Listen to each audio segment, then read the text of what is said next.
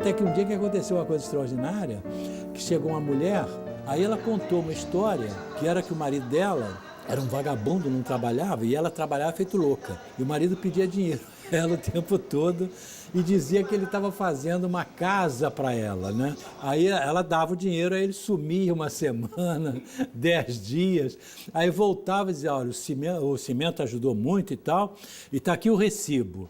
E dava um papel para ela escrito à mão, sem carimbo, sem nada, né? Um dia ela teve uma briga com ele, que ele pediu mais dinheiro, algum problema assim, e ele foi embora. Aí ela chamou a vizinha que sabia ler e falou para ela, olha, por favor, você lê para mim esses recibos para ver se eles são legais, se está tudo certinho, né? Aí a vizinha leu e falou assim, olha, a grande surpresa que teu marido dizia você vai ter agora, porque esses recibos não são recibos, são cartas de amor que a amante dele escreve para ele quando ele está aqui com você. Aí ela ficou possessa, e falou assim, olha, essa é a minha história, vamos fazer uma peça, vai parar no momento que seu marido bate na porta e aí a gente vê o que a plateia vai dizer. Até que chegou um momento, o marido bate na porta. Quando ele bate na porta, eu paro a cena e falo assim, olha, exatamente esse momento vai acontecer amanhã por volta das 4 da tarde. Aí vieram vindo as soluções, uma é que ela tinha que ir embora de casa e deixar ele sozinho. Aí ele falou, se você vai embora, eu trago a minha amante para morar aqui comigo. Até que chegou uma senhora muito gorda, muito forte, né? Aí ela falou que ela tinha uma ideia. Então eu fiquei com medo dela, né? Pensei, essa mulher, se eu não dou a palavra a ela, ela vem aqui e arrebenta com a gente. Eu tenho uma ideia assim, deu aos berros, eu tenho uma ideia assim. Perguntei, o que é?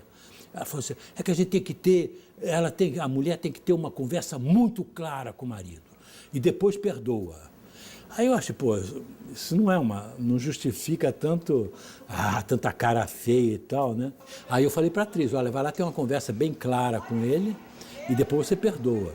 Aí ela foi e falou assim, olha, é claro que você tem uma amante, é claro que eu não concordo com isso, claro que você não sei o quê, claro, não sei o quê. Aí terminava dizendo, eu te perdoo. Aí eu vejo que a mulher está furiosa. Aí eu falei, minha senhora, a senhora falou que tem uma conversa clara. Aí ela falou, eu não disse isso não. Aí eu falei, mas o que a senhora disse?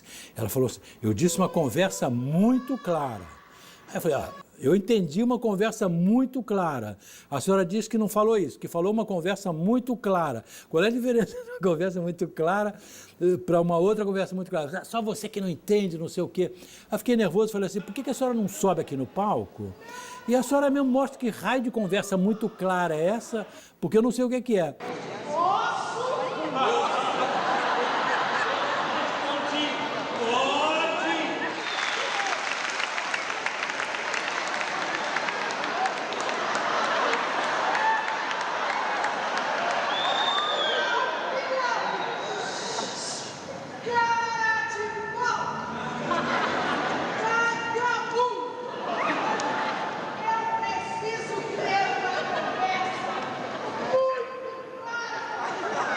E começou a dar nele, né?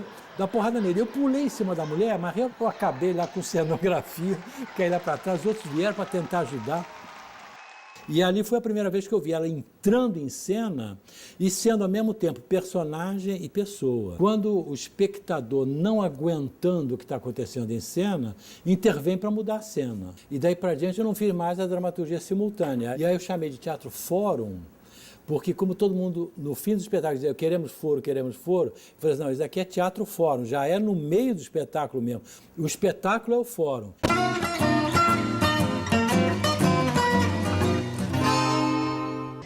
E você esteve com o Boal em 2003. 2003. Eu estive em 2008. Olha aí. Participando com 27 pessoas de todo o país, de um seminário com ele. E aí, como é que foi essa experiência? Eu, na época, eu fazia doutorado nos Estados Unidos. E aí eu ganhei uma bolsa para ir para a minha cidade natal, que é o Rio de Janeiro, e fazer uma oficina com o Boal na Lapa, na Mendiçá, né, 35, que hoje é a casa do CTO. Tá na rua, né, não? Eu acho que é o mesmo CTO, local. Não, mas hoje a casa tá na rua. Era o Centro Teatro Oprimido, mas eu penso que o mesmo endereço na Lapa hoje é do Tá na Rua, ou são áreas muito próximas, né?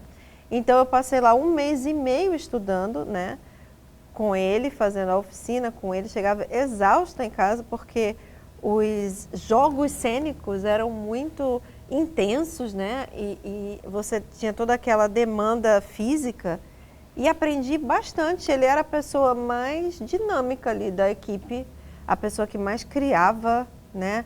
E ele tinha um olhar muito aberto, então criava dança do trabalho, né? O que você faz no seu trabalho que pode virar uma coreografia, né? Então, ele tinha muitas ideias que eu uso até hoje com os meus alunos. Diga um não que quer dizer sim.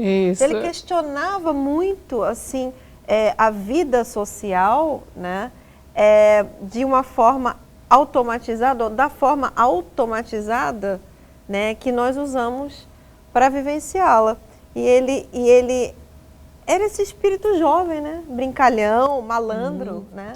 E ouvia a gente, ele testava jogos, eu até falava, nós estamos sendo suas cobaias. Sim. Ele testava jogos, ouvia a história da gente, pedia para a gente reproduzir algum jogo que a gente tivesse com dificuldade, que a gente ainda não tivesse feito, né? Sim. E maravilhoso.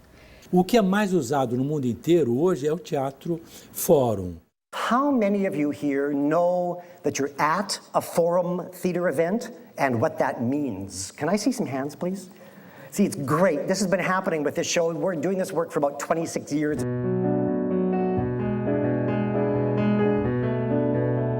O moçambicano em si tem uma educação em que assume as informações que vêm no sentido vertical, não discute as coisas.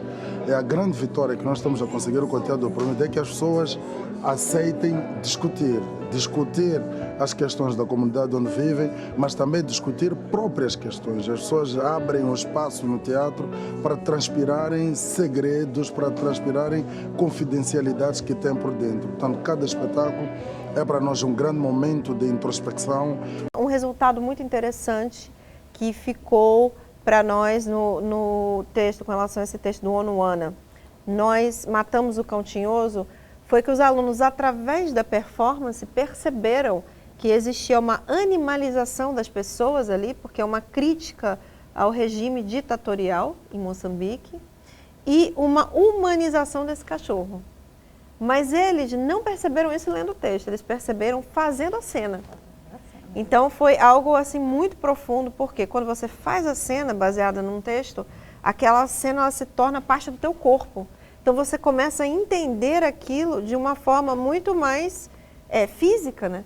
É muito superior a você simplesmente ler um texto com distância. Você torna aquele texto, parte de você. Eu acho, Norma, que assim, ele me deu essa condição, essa capacidade de testar.